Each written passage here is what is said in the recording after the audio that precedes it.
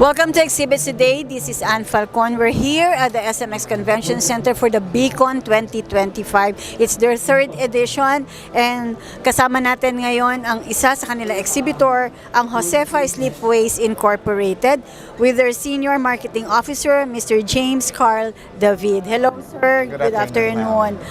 Sir, pag-usapan natin Josefa Sleepways. Yes. Bigyan mo nga kami ng brief backgrounder. Ano ba itong Josefa Sleepways? Actually, ang Josefa Sleepways Incorporated was start on 2005.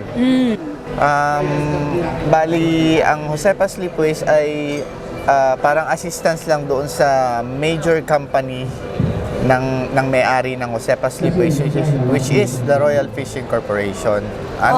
Fishing company. Dapat para doon lang sa mga fishing vessel niya ang Josefa Sleepways. But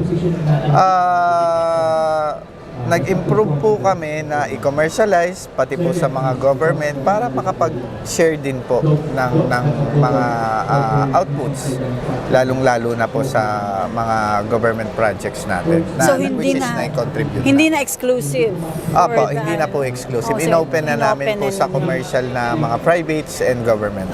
So, yung sa Josefa Sleepway, sabi mo kanina, sa shipping vessels lang dapat nung unang main company, Yes, right? ma'am. Oo. Pero ngayon, dahil inopen ninyo nito, so ganun pa rin ba yung inyong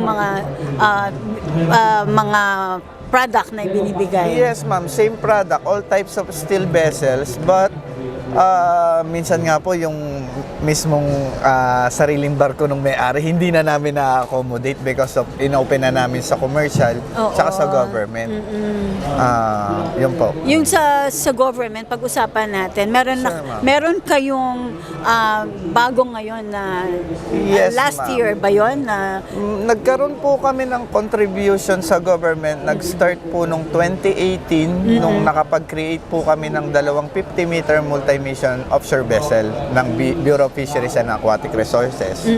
And after po nun, nagkaroon din po kami ng dalawang projects sa Philippine Navy naman po. Nag-under siya ng Department of National Defense to Philippine Navy, which is yung dalawang tugboat.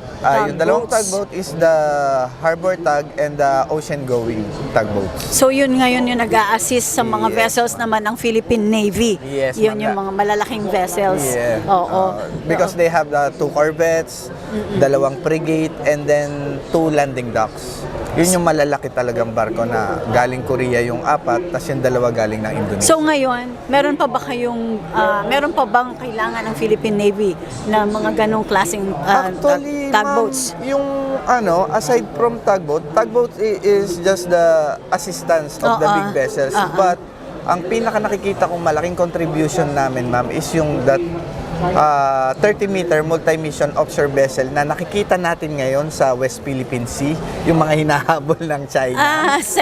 We build that. Sa Josefa pala yan. Yes, ma'am. Bali po 11 po ang nagawa ng Josefa na 30 meters multi-mission. Wow! So ito pala yung mga hinahabol doon, no? ng mga vessels. Nagko-contribute po ng fuel sa mga fishermen. Yun pala yun. No? So, it's good to know kasi syempre, from Josefa, tapos ngayon nandito kayo, for your joining Beacon at ipinapakita nyo rito sa atin sa maritime industry the strength of Josefa Sleepways. Yes, So ngayon sir, ano yung gusto nyong isabihin sa mga would-be clients ng Josefa? Kasi nandito tayo sa Expo, alam ko maraming nag-inquire. Ayan po. Sa mga clients naman po natin, kasi karamihan ho sa atin, especially mga government agency natin, umu-order pa through abroad.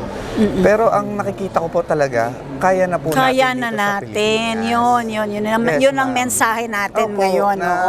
Para matulungan rin po natin yung mga kapwa Pilipino, magkaroon ng trabaho rito, para hindi na po pumupunta ng iba't ibang bansa. Tama yun. Kasi alam mo naman talaga, paggawang Pinoy naman talaga, alam naman natin, kaya makipagsabayan. Gawang Pinoy, pulido. Pulido, ayan. Sir, ito pa, dito kasi sa atin, dito sa Beacon 2025, meron ba kayong, anong participation nyo dito? Bukod dito sa inyong booth, meron ba kayong naging conference schedule? Wala naman po, ma'am. Bali po kasi pag nagkakaroon ng mga exhibits na katulad na ganito, tinutuon talaga namin para po may promote doon sa mga ibang mga ship owners na gusto nila ng mga quality at magandang trabaho Yes, na talagang nadi-deliver na maayos. Oh, okay. Sir James, no, alam ko may mga clients na kayo at marami rin naman nakakita ng mga products niya ninyo. At ngayon nga nalalaman ng ating mga kababayan na from Josefa pala yung mga nag-deliver ng mga dun sa ating mga malalaking vessels. So, oo, nabigay mo yung mensahe mo na kaya na natin, kaya na ng Pinoy. Tama po. Opo. So, saan naman kayo matatagpuan if they're interested pa? If there's some industries, there are companies na interested with your boats? We have 2 offices in Luzon. One is in 1329 M. Nabal Street, Navotas City. And then the other one is from Sual, Pangasinan. So, nandun yung mga New boats construction ninyo. site Yun yung construction. is in sa Sual, Pangasinan. Okay. Sir James, maraming Thank you very salamat sa iyo.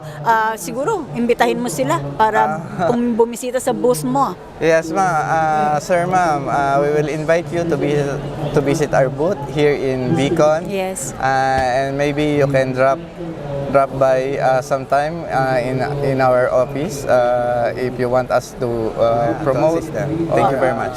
Sir, meron kayong website? Or paano nila? info@josephaslipways.com. info@josephaslipways.com. So yun, maraming salamat Sir Thank you very James much, for sharing, Josefa. At ako ay talagang na-amaze ako. Kasi gusto ko talaga na malaman na talaga palang kaya na ng Pinoy. Kaya na naman. Okay. So maraming salamat uli at nagpapasalamat tayo sa ating major sponsors, Binyo Designs at Swedish Designs at BSCI. Ganun din sa ating executive producer, Mr. Rick Angeles. Sir, good word for your booth contractor partner, ang Swedish Design. Actually, every time na nagjo-join kami rito, napaka-comfortable, napaka-ayos, so napaka-organized. Thank you very much po about that. At nakita naman natin, maaliwalas. Yeah. Maaliwalas talaga. Very accommodating yung Okay. Maraming salamat uli. And also, we would like to congratulate the Maritime League, the Beacon Expo 2025, and also our partner, the SMX Convention Center. From Josefa Slipways and Exhibit today, God bless us all.